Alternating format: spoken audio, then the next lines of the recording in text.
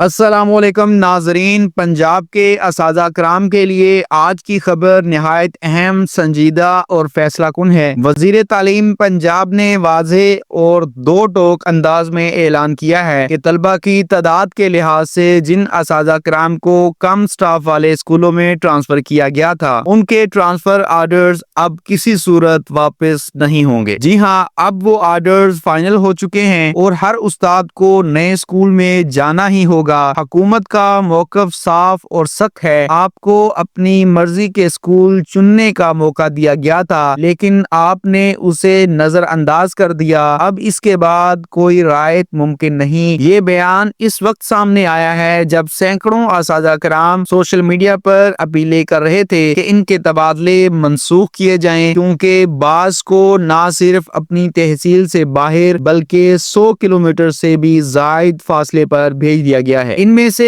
کئی اساتذہ کرام خواتین ہیں جو روزانہ اتنا لمبا سفر کرنے سے قاصر ہیں اور جنہیں اپنے گھروں، بچوں اور ذاتی ذمہ داریوں کے باعث شدید مشکلات کا سامنا ہے۔ مگر حکومت کی پالیسی اب بالکل واضح ہے۔ اساتذہ کرام کی تقسیم صرف اعداد و شمار نہیں بلکہ تعلیمی انصاف کا حصہ قرار دی گئی ہے۔ وزیر تعلیم کے مطابق ایک اسکول میں اضافی استاد بیٹھا رہے اور دوسرا اسکول خالی ہو، یہ کسی صورت برداشت نہیں کیا جا سکتا۔ یہ فیصلہ نظام تعلیم میں توازن پیدا کرنے کے لیے کیا گیا ہے تاکہ ہر بچے کو استاد میسر ہو، چاہے وہ شہر کے مرکز میں پڑھ رہا ہو یا دور دراز کے دیہات میں۔ مگر سوال یہ پیدا ہوتا ہے کہ کیا انتظامیہ نے اساتذہ کرام کے ذاتی حالات، سفری مشکلات اور انسانی پہلوؤں کو بھی اتنی ہی سنجیدگی سے دیکھا جتنا ڈیٹا کو دیکھا گیا؟ کیا ڈیجیٹل فائلوں کے اعداد و شمار انسانوں کی زندگیوں پر حاوی ہو گئے ہیں؟ کیونکہ حقیقت یہ ہے کہ ایک فیصلے کے پیچھے ہزاروں کہانیاں چھپی ہوتی ہیں۔ ایک ماں جو صبح سویرے گھر چھوڑ کر میلوں کا سفر طے کرتی ہے، ایک بزرگ استاد جو عمر کے اس حصے میں نئی جگہ پر دوبارہ سے خود کو ایڈجسٹ کرنے کی کوشش کر رہا ہے، اور ایک نوجوان ٹیچر جو خواب دیکھ رہا تھا اپنے علاقے کے بچوں کو پڑھانے کا، مگر اب اسے اجنبی دیہات میں بھیجا جا رہا ہے۔ اساتذہ کرام کے حلقوں میں یہ فیصلہ شدید غم و غصے کا باعث بنا ہے۔ سوشل میڈیا پر ویڈیوز، پوسٹ اور اپیلیں وائرل ہیں جن میں کہا جا رہا ہے کہ حکومت کم از کم ان لوگوں کے لیے رعایت کرے جن کے ٹرانسفر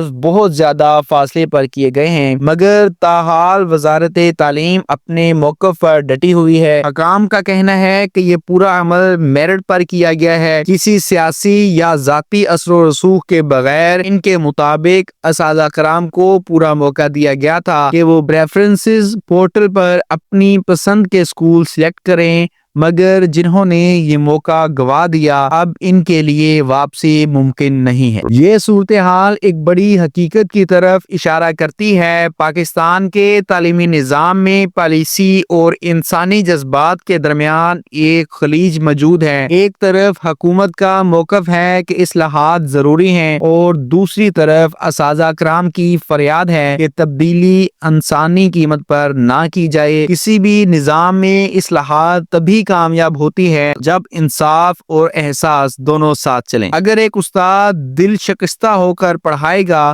تو طالب علم پر بھی اس کا اثر پڑے گا۔ اب سوال یہ ہے کہ کیا اساتذہ کرام اپنی ذمہ داریاں نبھاتے ہوئے اسکولوں میں جائیں گے یا احتجاج کا راستہ اختیار کریں گے؟ کیا حکومت مستقبل میں کوئی ریویو پالیسی لائے گی تاکہ کم از کم طویل فاصلے والے کیسز پر دوبارہ غور کیا جا سکے، یا پھر یہ فیصلہ تعلیمی نظام میں ایک نیا باب لکھے گا جہاں نظم و ضبط انسانی حالات پر غالب آ جائیں گے؟ وقت بتائے گا کہ یہ فیصلہ تعلیم کے معیار کو بہتر کرے گا یا اساتذہ کرام کے دلوں میں مایوسی بڑھائے گا۔ مگر ایک بات طے ہے، اب حکومت کا موقف غیر متزلزل ہے اور اساتذہ کرام کے لیے واحد راستہ یہی ہے کہ وہ اپنے نئے اسکولوں میں جا کر اپنی پیشہ ورانہ ذمہ داری کو جاری رکھیں۔ اگر واقعی ہم بچوں کے مستقبل کو بہتر بنانا چاہتے ہیں تو شاید ہمیں اپنی ذات سے اوپر اٹھ کر سوچنا ہوگا، کیونکہ تعلیم صرف نوکری نہیں، ایک خدمت ہے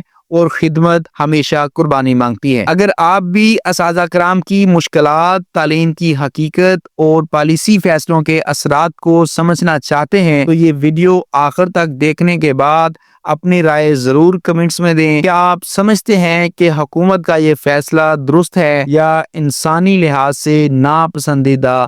اپنی رائے میرے ساتھ ضرور شیئر کریں، اور جاتے جاتے اگر آپ چاہتے ہیں کہ اس طرح کی اہم اور سچائی پر مبنی خبریں آپ تک سب سے پہلے پہنچیں تو چینل کو سبسکرائب کریں، ویڈیو کو لائک کریں اور اپنے دوستوں کے ساتھ شیئر کریں۔ یاد رکھیں، تعلیم صرف کتابوں میں نہیں، شعور میں ہوتی ہے، اور شعور تبھی جاگتا ہے جب ہم سوال کرنے کی ہمت رکھتے ہیں۔ اللہ حافظ۔